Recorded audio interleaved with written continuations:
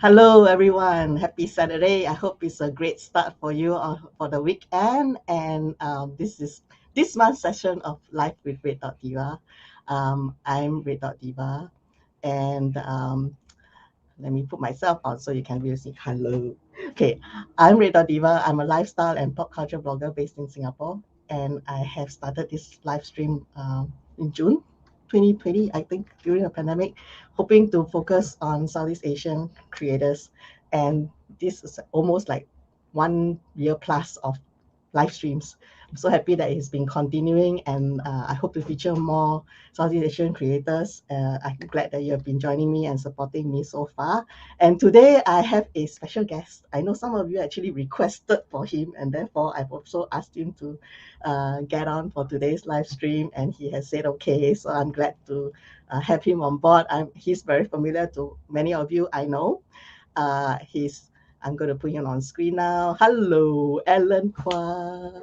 He's a Hello. Malaysian comic book artist. In case you're not familiar with him, Yeah. he has done various Maybe works in some of them various. don't recognize me anymore because I've grown wider a bit I think during the everybody has course of. grown wider.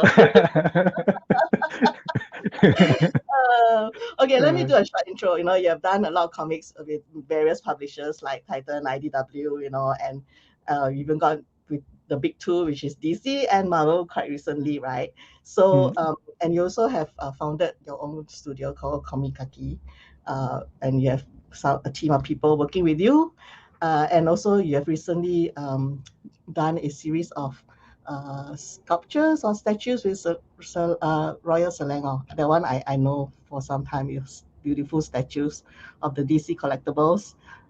And we're going to start with this session. It's going to be a casual chat, and we hope those joining in will have their questions ready as well, because we'll be answering your questions. You just need to pop them onto the comments, and we will try to pick them up. So, Ellen, uh, I think those who are not familiar with you, maybe they'll be interested to find out, how did you actually break into the comic industry? I know you have been like in and then out and then back in again recently. So, yeah. So, yeah. well, if you talk about the first time when I started was I started at a very young age when I was in Form 3 in Malaysia. I started drawing comics while I was still in school. And I did that for a couple of years. While going through my SPM and my SCPM, and try to make a career out of it. But then it very soon realized that drawing comics don't really make a lot of money, Mm. here in Malaysia. So I went for the next best thing. I went into advertising. I was in advertising for about, I think, about 15 years, Wow. slowly building my own little shop. Learning how to do creative and campaigns, TV commercials and stuff like that, for the past 15 years until in my late 30s, I decided that I wanted to give comics a try again. Mm-mm. So that was basically how I did it. The second time when I went back into comics again, I think I was more experienced during this period, trying to get myself published by going into this what you call forums, for comic artists, Mm. and just show my work there, and I hope to get published. Mm. So fast forward about 10 years now, Mm. I am now drawing for quite a number of publishers. Yeah, I know, right? I was wondering, right, when you spend your 15 years in advertising and design work, right? Hmm. Um, what are the like key points like you learned, so that when you came back to comic book art again, it was those things that you learned that helped you do even better in what you have progressed, or what you have Mm. learned, even like with customers or clients. Mm. Well, for sure, advertising is all about balance. It's all about creative concept, positioning, campaigns, And on TVC, you learn how to direct, right? So that means you need to learn Mm. how to place angles, camera angles, how to play with colors, balancing warm color and cool colors, those kind of stuff. So with those knowledge, when you come back into drawing comics, right, then you realize that your decision making are much stronger then, you know. Ah, okay. Even up to today, when I campaign a cover, right, my thought process is really an advertising man's process, not Yeah. giving up too much away, how to tease the public, and even how to relate with the public, with the fan base. I treat the presentation of my cover like the way I treat presenting, an ad, if I can help it. Mm. Wow, interesting, right? I mean, it's Mm. like the kind of business aspect where you actually like the relationship between how the viewers view art in the Mm-hmm. sense like Mm-hmm. visual art. I Well, I think that mean, it's always you win some, you lose some, right? Some days you get you get good covers, and there are days that you felt that you could have done better. you Yeah, can't please everybody anyway. yeah, Everyone is including their own. myself. Yeah. We're gonna say some hellos to some people. Actually, three of them were popped in. Jazz, hello, Jazz, and Hi, then there's Jess. Hello. Wen as well. I think you know Wen. When you is here. And Hey, Marcus, bro. I interviewed you once. Yes, Recently. yes, Hello, yes. I Marcus. know, I know, Marcus. I had an interview with Marcus Yeah, yeah, recently. correct. Yes, you did. I read that one. He's a Uh, huge oh, Transformers fan. yes, yes. So if you guys have any questions, please pop them in, and then we'll just pick them up along the way. If not, then I'm just going to continue like chatting. um, how did you have been in this line for so long, and um, did you find that your art actually kind of like evolved along the way, and how did you arrive at your own artistic style? Oh, multiple times actually. You talk about evolving, right? Because I think the biggest issue I have with myself is that I get bored with my style very quickly, and once I get bored, I need to like learn new tricks so that it doesn't feel like work, Mm. if that makes sense, right? I think over the years I have like reinvented myself multiple times. I used to draw in a very cartoony manner, Uh-huh, uh-huh. semi-cartoony. And then after that, I tried to draw like David Finch, which backfired tremendously. Oh no. Because yeah, I remember 10 years ago when I tried to draw like David Finch, and I just felt like I am a really bad imitation of Finch, and it was a big struggle for me to a point that I just couldn't draw anything because in my head I see Finch, but then when I see the eye in front of me, it's not Finch, and it breaks. It's very painful because it's like I just don't have the ability to draw beautiful images like him. So eventually I sort of like hit a wall, and I don't know what to do with my art. I walk away for like almost close to a year, Wow. just to forget all these bad habits, and I came back and start learning from scratch again, Wow. and I started drawing from basic, learning how to draw perspective, human anatomy, the natural way, and that was when I first started getting connections with the Singapore market. That's Mm-mm-mm. when my work started getting recognized in Singapore. My friends from GNB, Yes, our favorite friends from started GN. noticing my work and started introducing my work. And so that was during this period where I finally got out of that crazy notion that I can draw like David Finch. That was like me totally trying to change my own style, and I introduced my work to Singapore in a totally new way of drawing. Mm-mm-mm. So that was sort of like my first time really that I felt like I did something nice to my art, and that was also the first time Singapore accepted me as a a new artist in the industry. So in that sense, I have a very soft spot for Singapore We also have because I was soft always welcome, including you. So actually that leads on to my next question. I don't know if I mean I'm not sure if you're very that uh, on social media that much, especially Facebook. But recently, right, not too long ago, when Bill Sinkenvich had the butt challenge, where he was actually posing with his body, right, for an actual art piece. So I was wondering, right, do you do you have you ever actually used yourself as a human reference to do a pose that you need to draw? All the time actually. But it's not meant to show in public. Of course, I don't have Bill Sinkovic's butt in the first place. He has nicer butt than me.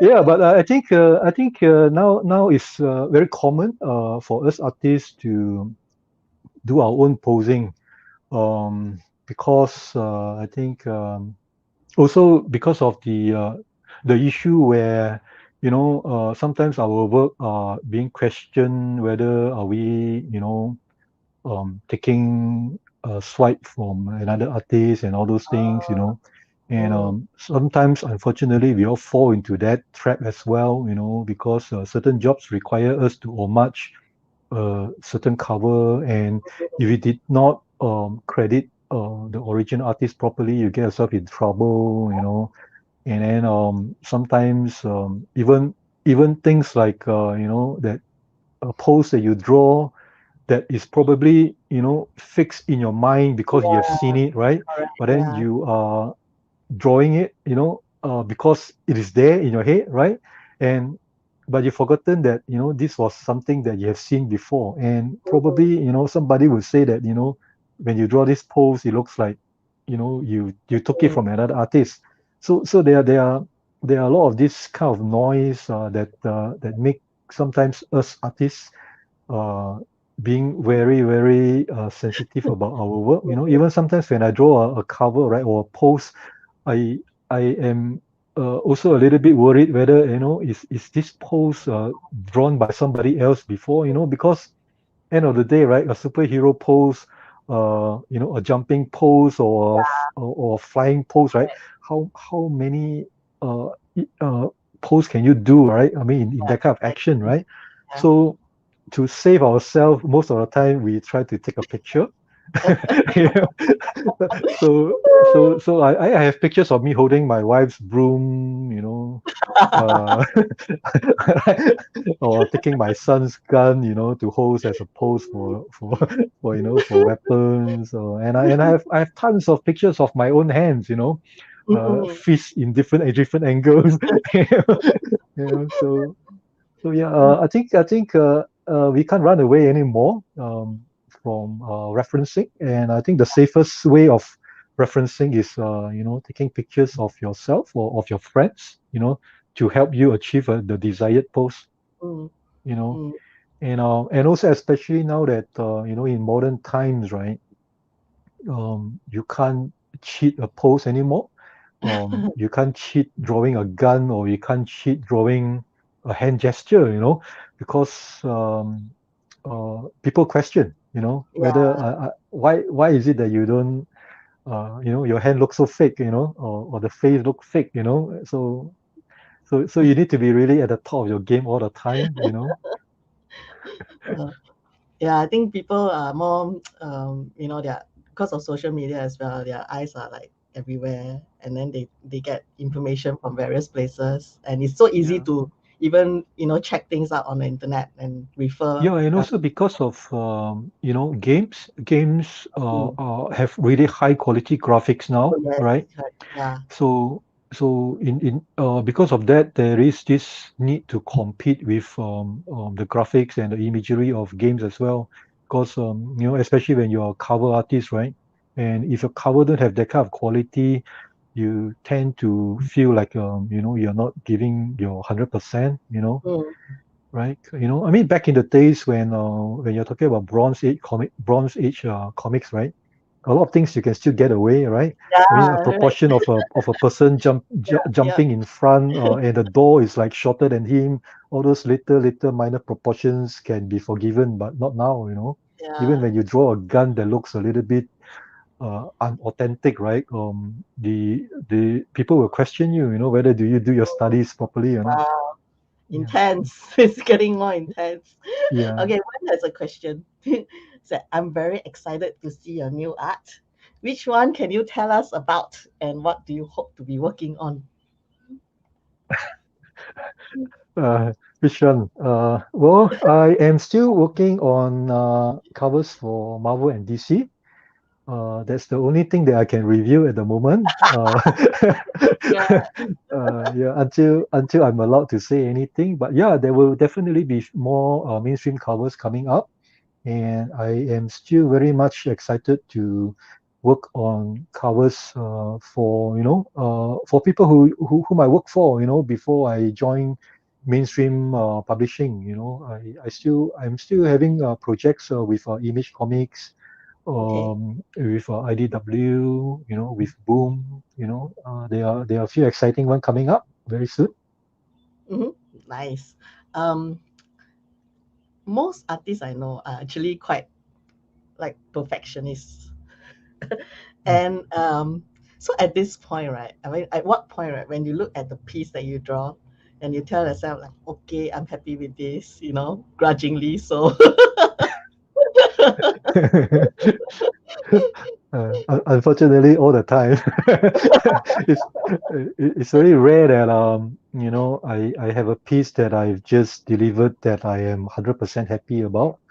You know, yes, as a professional, you realize that deadline is actually more important than your you know, your happiness, really, you know.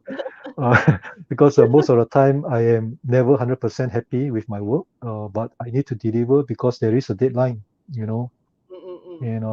And if I can't meet my deadline, then I won't get hired. It's as simple as that, you know. So hopefully, you know, one day where I can do my own thing, my own project, then I can put you know, all my effort into it without a deadline constraint to it.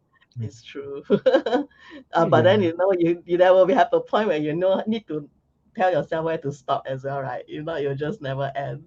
Yeah. Unfortunately, that's the truth. You know, it's very rarely that I see pieces that you know, that I felt like it is still relevant. I have a few, right? But it's the comfort that I get that I'm never satisfied with my work is that I still have room to level up. You know, Mm-mm. because if I'm satisfied with what I'm doing right now, that means I think this is it. You know, this is all Mm-mm. I can do, and this is my best already. You know, Yeah, so that always give me comfort that you know, what I deliver today is still not my best. So that means tomorrow I can still do something special. yeah. I think there needs to be a balance, I guess, Hmm. with that Hmm. feeling, that nagging feeling, right? Of Yeah, most unfortunately, you know, I creators. just got to just deadline is now. I cannot drag another day because tomorrow I have another cover to draw. So this have to go. What do you think are the top three comic mistakes that comic book artists make in general?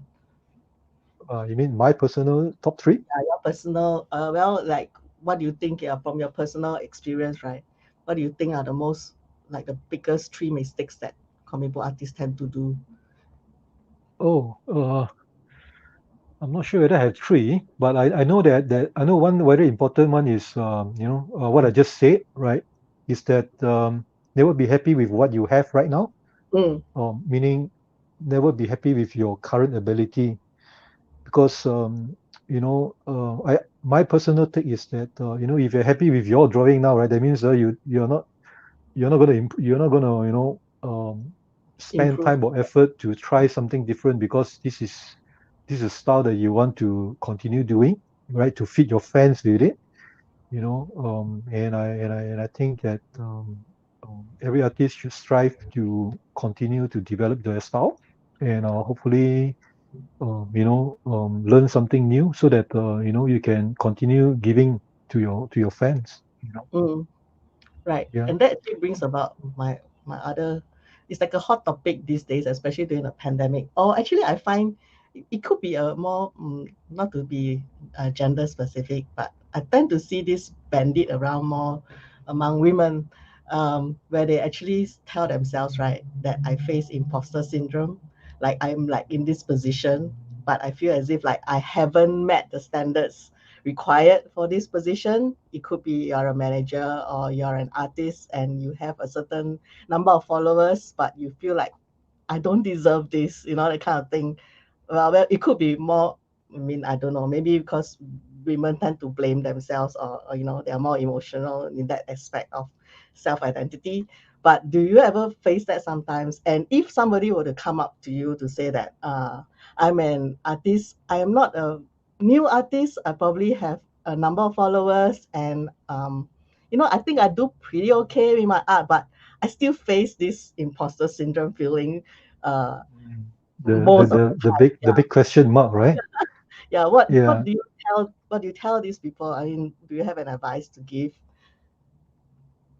Well, to me, I think the way I build my audience is to let it be as natural as possible. Because first of all, you can't force people to look at your art, right? You have to build your art. You have to reach your audience as quiet as possible. If I can explain it properly, it's like for me when I build my so-called brand, right? Is I just keep showing up. You know, I just keep putting artwork up there. And well, some people will call it's not really a plan, right? But that's to me, it's like I prefer to let the art do the talking than me myself do the talking to Yeah. tell the world how good I am and all those things, right? Because Right. it's it's really irrelevant, right? So for me, is I grow with my art really, over the years. If you still remember the first time when I came to Singapore, actually my art really not that good, But I think people love them. Yeah, but I think it is a growing process, lah. So for me, it's like I put my art up there, and it's there for people to decide, how far I have evolved, right, Mm, as an artist, as a person, right, and whether I'm good, it's not me who say this all this while, right? It is always the fans who will tell you, what they like about you and all those things, and the positive you take lor, mm, and mm. the negative, if you can accept it, then you try to improve on it. If not, then you move on. That's the way it is. Yeah. And so that was sort of like the way I built myself, lah. And I don't really gauge my improvement from the number of likes or how many books I sell, for my bosses, Mm, mm, but how happy I am, with each cover that I did for them. mm, I think that is more important for me because if I am somewhat happy with what I deliver, right, then I think I've done my job, you know, mm, mm. Yeah. regardless of whether the books sell well or not, because you know, um, uh, I just want to share that one of these artists that is still around, that is really my biggest idol, is Arthur Adams. You know, I want to be like him when I grow up. Because if you remember Arthur Adams when he started his comic career, right, in the 80s, right, or is it late 70s, around there, right? He was already a really superb artist, Yeah. right? And at this age, right, he is still maintaining that kind of level. You Mm, know, he is not letting go of any integrity, right? yeah. Right, and I think that is a really fine example of how an artist should be. Yeah. To always maintain that kind of integrity throughout his career. Without slacking. Yeah. Because it is never easy, right? To be at that kind of level all the time is very tiring, right? I know that for a fact. But it is really a great example to be, to follow, right? To always maintain that kind of level. Mm, yeah. I think for those people who feel like, they just feel like I don't deserve this, like adulation.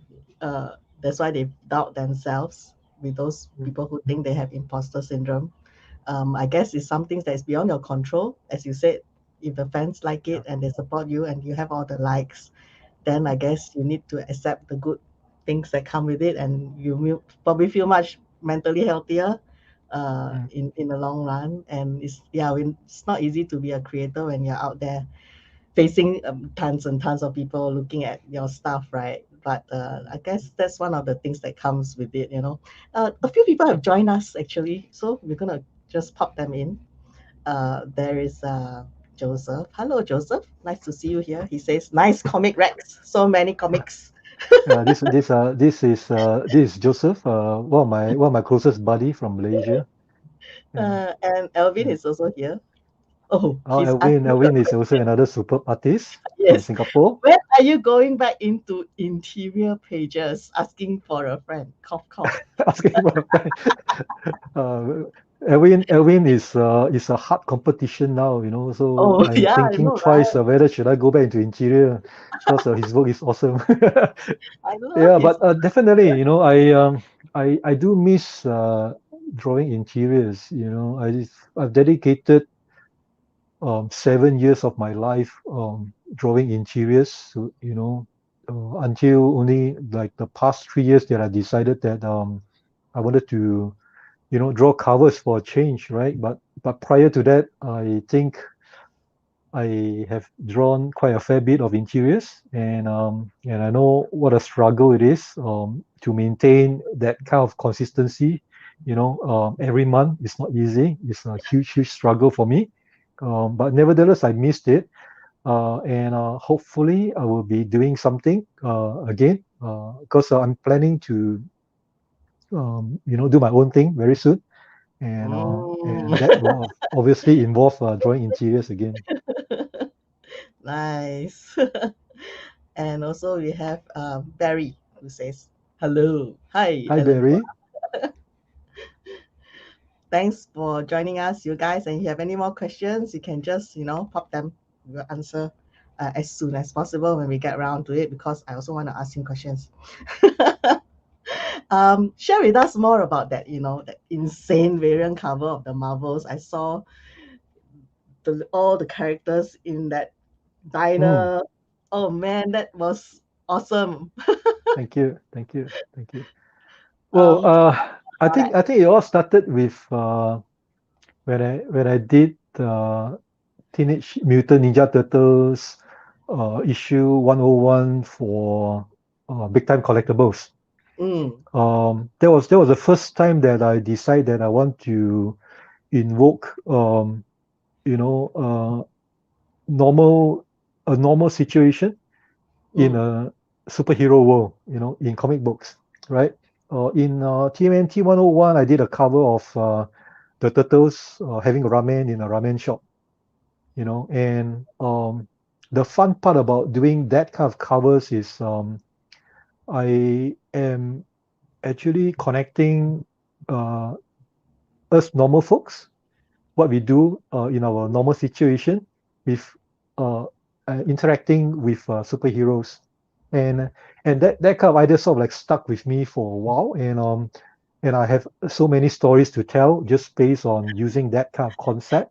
You know, um, I tried to sell that idea to DC last year when I was working on Nightwing, but I guess the idea is still very raw, so I don't have a chance to do it until I did one issue for Nightwing where Nightwing was in a in a train station, mm, So I get to throw in that kind of normal situation again in a superhero comic book cover, and I think one thing led to another. I did another cover for crossover number one for Scorpion Comics, and that sort of like attracted quite a bit of attention.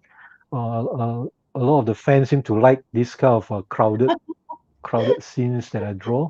Yeah, it's insane. Yeah, Because you can just like, hey, they are doing this, that, yeah, they're doing that. yeah. Lor. So then the Marvel break came about this year, and Comic Kingdom decided that they wanted to uh, let me go crazy with my crowd scene. So I told them I want to do a diner, because we went to New York, and there's this little diner that me and my wife enjoyed, and I want to throw that scene in there, So Spencer Wykin of Comic Kingdom of Canada was kind enough to allow me to do my thing, you know, on I'm glad, on I'm on glad, on his covers. I'm glad that happened because Mm. after that, a few more covers with the Marvels were Yeah. also similar styles, right? hmm hmm Yeah. I mean, Do as, you as remember? as much fun as I enjoy doing all these crowded scenes, I just felt that it shouldn't work on everything, because Yeah, there correct. was at one point there were like a few other offers. They was asking me, can you do this crowd? Can you do that crowd? So it's sort of like I burn out very quickly, Yeah, yeah. Then I'm And trying to also, you don't sell want to different ideas. be Yeah, stereotyped, right? As doing just this yeah, yeah, crowd yeah. Because scene. after a while, then it might look like a bit of a bore, Yeah, So I right. wanted I wanted to try something different again, and Yeah. see where that leads me next year. Mm, do you remember when you sold your first like comic related art, and how did that feel like? Hmm. I know it's Oh, probably a long time. my first one was probably when I was in Form 3, I used to hustle a little bit when it comes to, uh, uh, looking for comic budgets, right?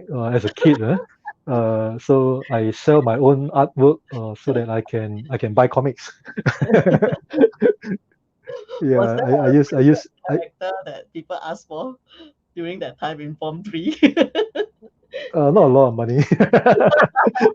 Not a lot of money. Well, in primary school, I started hustling my art. You know, so you sell them for like 10 cents, 20 cents.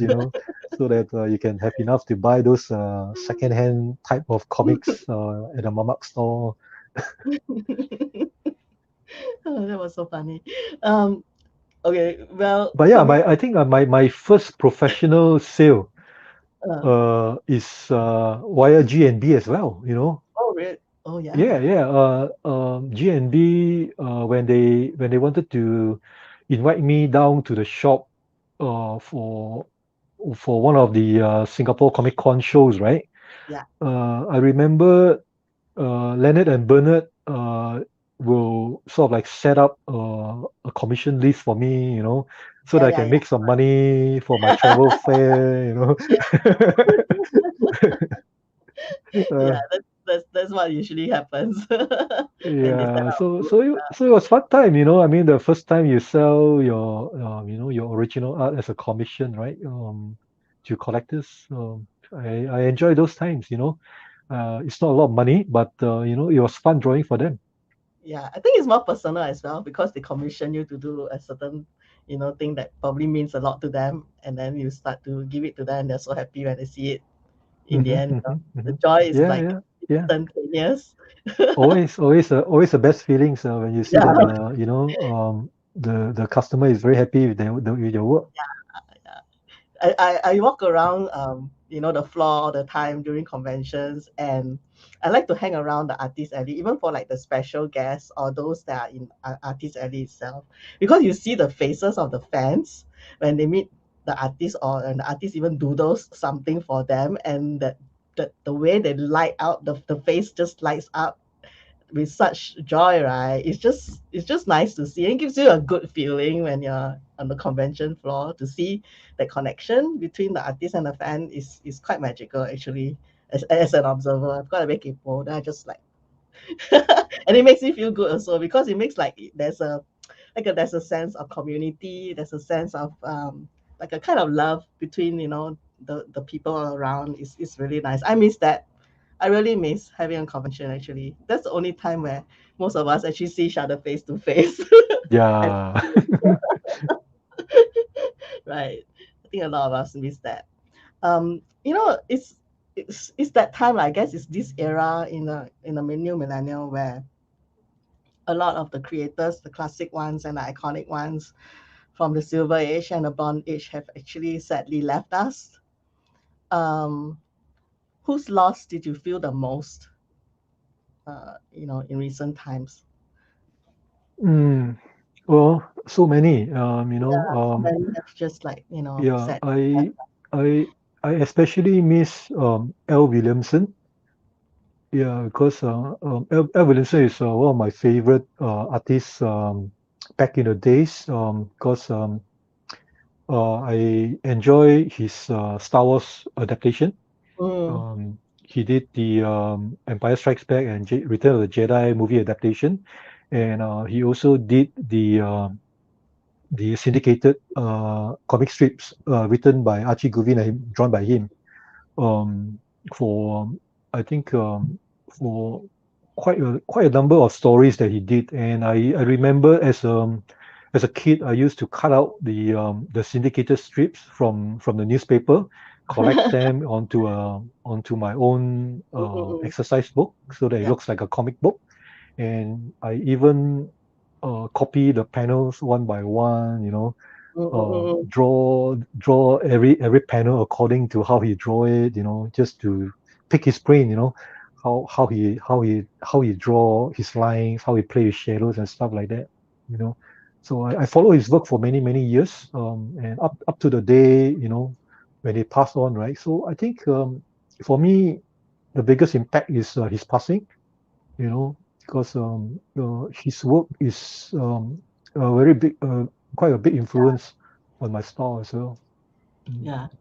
And which modern age artist do you think is becoming like very iconic nowadays? It's, Mm. because most of the time, right? I think there's because of the acceptance of comics in like the last few decades or so, and now with pop culture, is so ingrained in it, and it's becoming more acceptable. And there are lots more artists, right? And people are more open to even from other regions, other countries, and so there's a lot more. I feel like many more artists that people know about or are they already working with various publications. So when you think about the modern age, right, there are not that many that you think are so to me lah, like the top, like a few, but I'm wondering whether do you feel the same way or do you think there's one that particularly will stand out in time to Mm. come? I guess myself, I am leaning more towards old school. you know. uh, like I said, the one that I really admire is Arthur Adams. So you can consider him a modern artist as well, because I mean Yeah, he's still relevant. He's correct. still drawing Yeah, covers, right? And I think his ability is still way up there. If you say that in terms of competing with the top guys right now, because there are so many good ones nowadays. yeah, that's the thing. Yeah, Yeah, I think modern comics is a really tough industry. I mean, in terms of uh, competition, as peers, right? I mean, myself as an artist versus the people around me that is drawing modern comics right now, right? Um, I felt that the the competition is way more serious than when I was younger. Back in yeah, like in the 90s or in the 2000s. I think we had it way easier last time. You know, um, if you draw decent, right? I think you can make a good living drawing comics then, right? But fast forward now, I think everybody need to be on their toes, because if not, right, then your position is gone. Is that it feels to me is that intense, right? It's like you always need to give your best. If not, then you're not gonna get hired again. To me, it feels like that.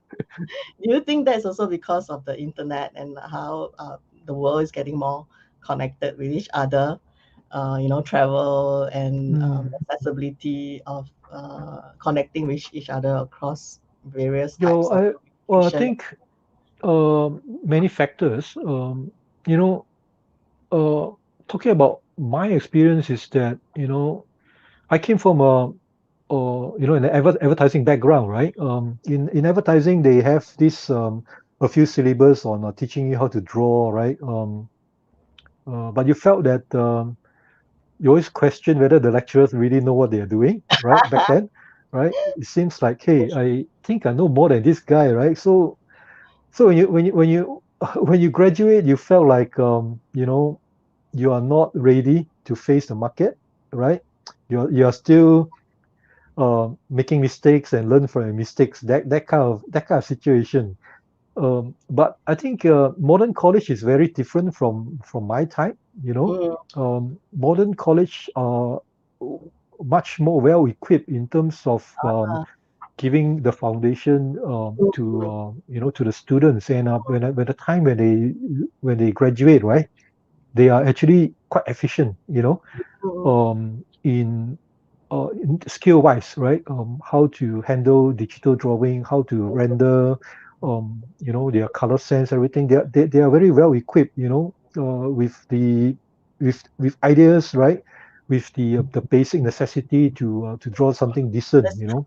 You Um, have a good point. so Yeah. that said, right? I think the younger artists are actually much more talented from people our time, because we were always stumbling stumbling about, learning new tricks as we fall down, right? So, but these kids, when they graduate, when they come out, right, they are really efficient. They can draw decent stuff, really. Right. Amazing, right? Yeah. I Yeah. mean, just to talk about that. I mean, it's a side segue, where I actually was watching the indie festival on cartoons, animated short films, Singapore Mm, festival called Cartoons Underground, and they have this section where they featured the students who are doing these animation short films. And when you look at it, it's like, you seriously, these were students, you know, because they were already pretty good, as you were saying, the skill sets are already almost there. It just needs some finesse and more streetwise, maybe, that kind of thing. Yeah, you have a point. I didn't think about that. That's true. Um, do you think that artists have social responsibilities that they are beholden to? Nowadays there's a lot of buzzwords like representation or diversity, and as an artist, do you feel that that's one of your responsibilities, to portray the world in certain ways or opinions, uh, things like this? mm. Um, Tough question. I know. Um, mm, for me personally, I shy away from giving my opinions or um, telling somebody that they are wrong. you know, I think the moment I make a comment, it basically means I'm choosing a side. Yeah. Hmm. And when you choose a side, it's just not good because that means the other side won't be happy. And I think it is my responsibility to not pick a side. So my best action is really move along if I got nothing better to say. I think this has always been you know the way I carry myself as much as possible. I mean everybody make mistake. I have unfortunately also made a few over the years, right? I mean sometimes you try to like get yourself into an engagement with somebody, right? And it never ends up well, right? Uh, so to so I mean especially when you're getting more published, I think it's even more so that Yeah, um, people tend to pick, I as there's a cancel culture and all this kind of yeah, things that yeah. happening. So for me, I think it is never a good thing for me to you know say anything because obviously if I say something, somebody will like it and the other party won't like it. So it's best that if I have nothing better, just keep quiet and move along. That's one way of dealing with it, I guess. Yeah. I think each one has their own limits, like where the scale they fall under. And I think, um, I should think my position would be treat each other with respect. Number one, uh, whatever your beliefs are. I mean, there is certain amount, of course, I will say that I can't go with you. Then you have to respect that I can't go with I that. think I think most importantly is agree to disagree. Yeah, agree to disagree, correct. Yeah, Yeah. and not get Mm, into personal like attacks. In fact, I also feel that cancel culture doesn't really help because it means that you don't even listen, you know, that you're on this point, then you just don't even listen. Because mm, even though how outrageous you might feel the other person has, it's still, it's just like you need to just accept that there is another opinion out there, you know. mm, mm. So Yeah. I don't feel that cancel culture per se actually helps with improving a discussion on tricky topics. I should Mm, say that sometimes it just hinders because nobody's listening to each other, and that's what we actually need to have, like a respected open space. I mean, that's how I yeah. feel. Mm. Um, do you, okay, I see that some people have been like very intrigued, right, during your social media posts about your secret workshop. Like you have been always discovering secret knickknacks from your My your, studio, my studio fine. your studio.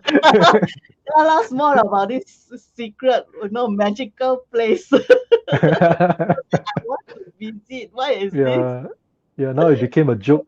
It started as I found this in the studio, so it become like a habitual thing. So everything that I show on my Facebook is I found it in the studio. So it became this tagline of mine.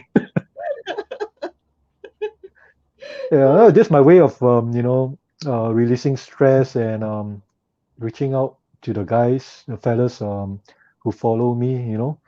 Um, I don't like to, be too confrontational with anyone, and I think just treat social media as a place, to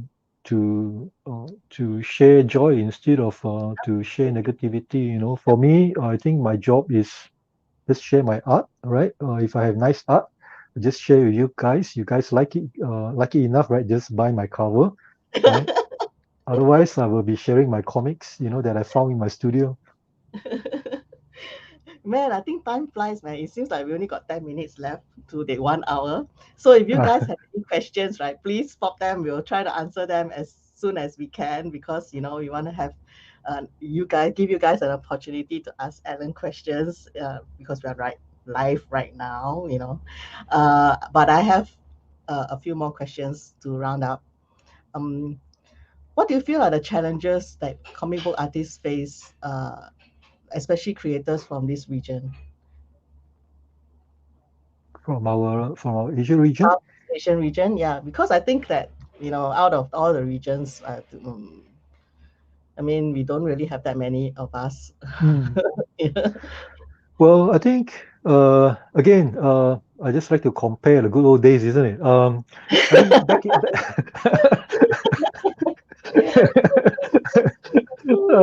well, I think back in the days was way, way more difficult. I think if I were to be published back then, I think I would have quite a nice collection of awful artwork, that I need to hide, right? Uh, and also it's not easy to get published back then, right? Yeah, Internet correct. access, or the person behind the books, it's very difficult to reach out to them, right? Yeah. But now with all these social media platforms, it is so much easier to reach out to retailers, to reach out to publishers, to editors, right? And if you know how to play the game properly, you might get yourself hired as well, because the world is just way, way smaller right now. Mhm.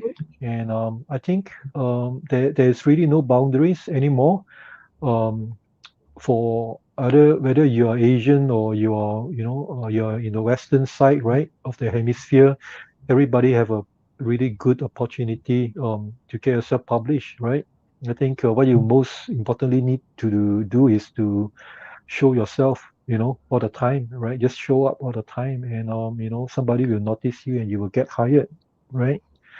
But I guess the really the main setback is uh, the traveling aspect of it, right? For me, if I were, to want to go to shows in US, right? Yeah, it's You true. you have to brave the 24-hour flight, you know. I know, right?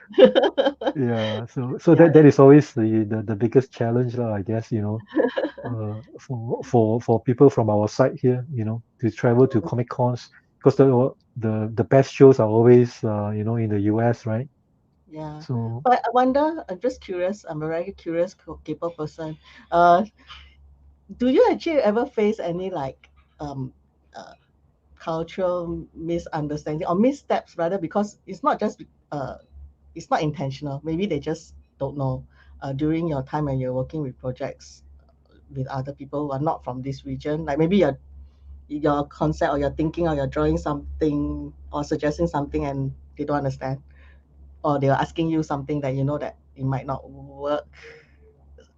mm, well, not so much. I think in terms of controversy, there really isn't much. The one great thing that I really enjoy doing comics is that um, the creators, the writers, the editors, they are very respectful Mm, of your ideas. Most of the time, you get to do your thing, unless you're really way off course, But otherwise, I don't think there are much restriction, mm, or whether anybody uh, doing stuff that felt controversial to me. Not really, mm. That's I nice to think know, actually.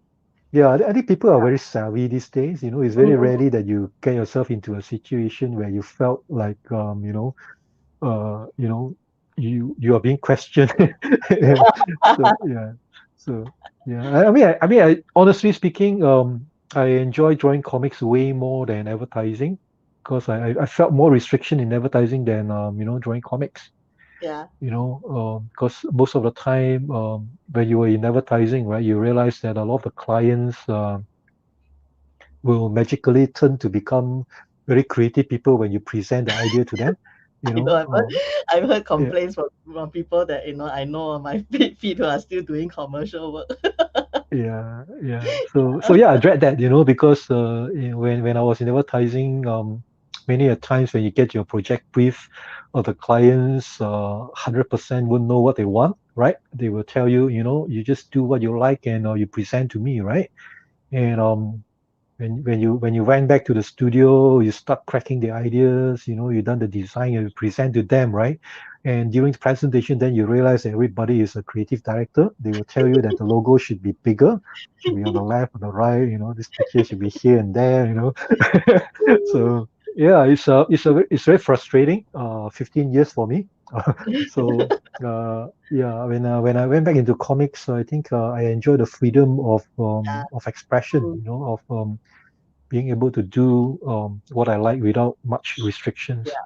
Yeah, I know. Mm. I mean, I have ex-colleagues who are designers and they feel the stress all the time as well because of they also have deadlines, and they're dealing with these big name customers who demand certain things as well, and things keep changing or the instruction is not clear, and yeah, it's quite stressful actually. Uh, I really I really admire how they can absorb the stress. Sometimes when I see they are doing the big projects. Okay, we have question from Wen. We have about 7 minutes more. If we run off a bit slightly, I hope it's okay. Wen has this question. What is it like working for Marvel and DC? What's the difference between the big two? You don't want to get him into trouble, Wen. What's the difference between the big two? Mm, not much difference actually. I think all of them have their own sandbox for me to play. They pay the same. Uh, actually, you asked me. My honest answer is I have a lot of creative freedom, whether you believe it or not. When it Mm-mm-mm. comes to um, drawing comic covers, ideas wise, I think the creative freedom is way more from mainstream than like, for example, working with let's say um, an indie cover. Sometimes indie covers are more restrictive in that sense, because which is understandable because some of the creator, it is their own baby. They have Yeah. certain direction that they need you to follow close so that, um, whereas for mainstream, it is, a branded property, right? So it is much more fun in that sense that we all are quite aware of the character, so it's much easier to draw. Yeah. Yeah. Okay. We have another question from Mark as well. Hi, Mark. Long time no see in Hi, person. Mark. He's from the Philippines. I met him once. Any plans to publish your own independent work? I think that Yes, was going to actually, be one there of my is. There questions is. as well. So thanks for asking it, Mark. Thank you, Mark. Yeah, in fact, I will be launching my own creator own very soon. It's still in the works, and hopefully by year end, we will be able to reveal something. Hmm. Um, I wanted to do something that is off my comfort zone. For people who follow my work, they will quickly know that most of my covers are mostly male characters, uh, very angry people. So my own independent my creation is more of a female character, so it is really off my comfort zone. And I wanted to pursue that more than what I'm comfortable in doing, you know, and see where it goes from there. But I will show more by the time end of the year is here. Hopefully, I can reveal something to you guys. Mm-hmm. Are you also writing it, or is somebody helping you to script it? It's my own baby. I will be working closely with my own studio. Mm-mm. They will be doing the coloring, and I will be doing the story and also the art as well. Nice. One says, great news, our PO. I think this is what we will be looking for, because I know probably people are already asking you when is your own creator work coming up. I know you Yeah. actually posted kind of a teaser, which I saw. Yes, I So, did. I did. And actually, the other one that are really close to heart is this little project that I have been working on for many years. I started doing this when my kids were born. I'm not really a great writer, but how I write all the stories about the kids growing up is by drawing the cartoons of them. Every time when they make something funny, they did something funny, then I will draw that situation in this little comic strip that I've been doing for many years. Um, and of late, I have this calling to really hope to pursue it. So in the background, I've been slowly redrawing all those sketches, one by one, and collecting them. Hopefully, next year or the year after next, then I can pursue, publishing it. You know, nice. yeah. Nice. So that You, is this little personal project that I want to pursue. But otherwise, I will still be busy drawing covers, and hopefully, COVID permitting, I would travel a little bit more next year. we are hoping also, everyone hoping. Yeah, All right, I think it's about time to wrap up. But before that, one last question, a fun one, a fun one to wrap up is I call Diva's Kepo question, which is like mm. busybody. For those who don't know what Kepo means, do you have a secret talent that many people don't know about? Secret talent. I don't have much talent actually, other than drawing. Well, I have one secret pastime that I like to do that not many people know about. I like to play snooker. Oh, I'm not good at it, but I like to play snooker. that's nice. All right, so we're gonna wrap up, and going to show you where you can find Alan, and he can probably tell you himself. you can like follow him on Twitter, right? Is that right? ALAN QUAH, and Instagram. And you can find out when he's going to tease about his new creator owned stuff, as well on his Facebook page, which is under his name as well. And we're gonna just like you hold on for a while. I'm gonna just tell everyone about what's coming up next for the next month or so, and then I'll get you back on screen. Okay, so don't leave. Let me put myself on. Hi, back again. All right, thanks for joining us. The 1 hour just passed so fast, right? Sometimes it's just amazing. We are chatting, chatting, chatting, and then it's like I'm looking at the clock. It's almost done, and I don't really want to drag on too much because I know people are coming on during like lunchtime, and either they're rushing out for lunch or just having their lunch. So thanks for joining us again. And I'm not sure if this is going to be the last uh, live with Red Dot Diva with a creator guest for the year. It most probably is going to be because December, I might have a live stream for a review and recap of Spider-Man No Way Home, but it's not confirmed because my guests are also having their own schedule. It's a December month, so we are trying to arrange for one. And if that happens, look out for the announcement on my social media. And if not, then I will see you again next year. And I'm already planning for the guests for 2022.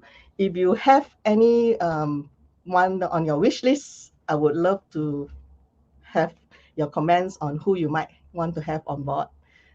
Preferably someone who's from this region because that's what our focus is. And then intermittently, I might add other people if they are willing to come on board to meet you guys on a live stream. And if this is going to be the last live stream, then I hope you have a great holiday season and that you have all the wishes that you hope for this year, regardless of the pandemic. And I would just like to see you back again in the next live stream. I'll get Alan back on board again before we say bye to everyone. Thanks for joining us, everyone. It's so nice to have you. And this video will still be available after the live stream ends. It's going to be on Facebook and YouTube. So you can just watch it whenever you want. Hope you have a great weekend ahead, everyone. Bye. Thanks, Alan, for joining us. Bye bye. Bye.